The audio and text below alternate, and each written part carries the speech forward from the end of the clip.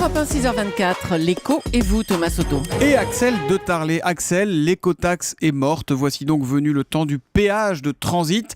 Matignon a tranché hier en faveur de ce nouveau dispositif. Axel, j'ai beaucoup de questions. Comment ça marche? Qui est concerné? Et comment vont réagir les fameux bonnets rouges qui avaient bruyamment manifesté contre l'écotaxe jusqu'à avoir sa peau? Voilà, alors tout a été fait justement pour ne plus fâcher les bonnets rouges.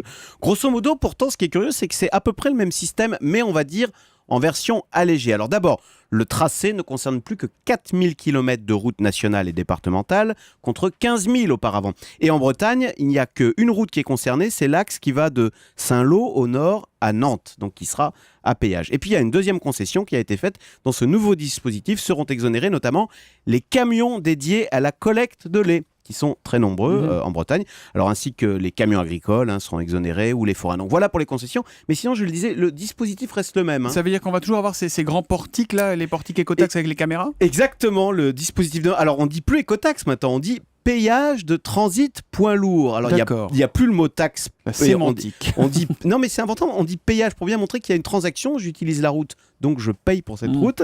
On précise poids lourd pour bien montrer que l'automobiliste ne sera pas concerné, que ça n'est pas un radar pour lui.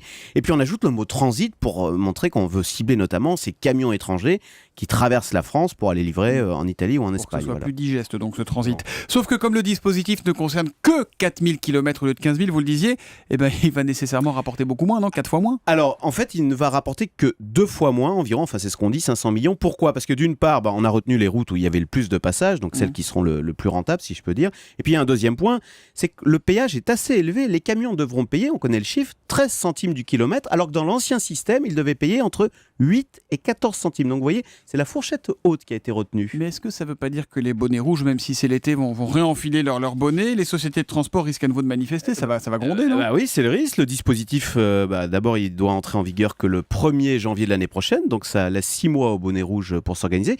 Puis un autre point faible dans ce dispositif, c'est le coût de la collecte. Vous vous souvenez de la polémique sur le coût de ces portiques? Là, c'est pire, parce qu'en fait, ce système va toujours coûter à peu près la même chose, près de 200 millions d'euros. Moins. Et voilà, pour une taxe qui va rapporter à peine 500 millions. Donc, vous voyez, ça devient ridicule quand vous payez 200 millions pour gagner 500. Alors, du coup, pour éteindre la polémique, le gouvernement dit qu'il pourrait entrer au capital d'Ecomove pour voir ce qui s'y passe, pour éventuellement d'ailleurs en récupérer les bénéfices. Alors, on peut aussi imaginer que dans un deuxième temps, une fois le dispositif accepté, le gouvernement étende le système, donc augmente le nombre de kilométrages, on augmente le coût du péage, pour que cette taxe dégage un vrai budget pour financer les infrastructures, puisque je vous rappelle, c'est quand même l'objet de cette écotaxe, enfin de ce péage de transit, comme on doit dire maintenant. Voilà. Péage de transit qui doit entrer en principe en vigueur au 1er janvier prochain. Ce n'est pas un bon scénario. Tiens, voilà la réaction de Christian Troadec, le porte-parole des bonnets rouges. On n'est pas sorti de l'affaire. Axel de Tarlet, on vous retrouve à 7h10 pour le Zoom Ecos tout à l'heure sur Europe 1 tout à l'heure.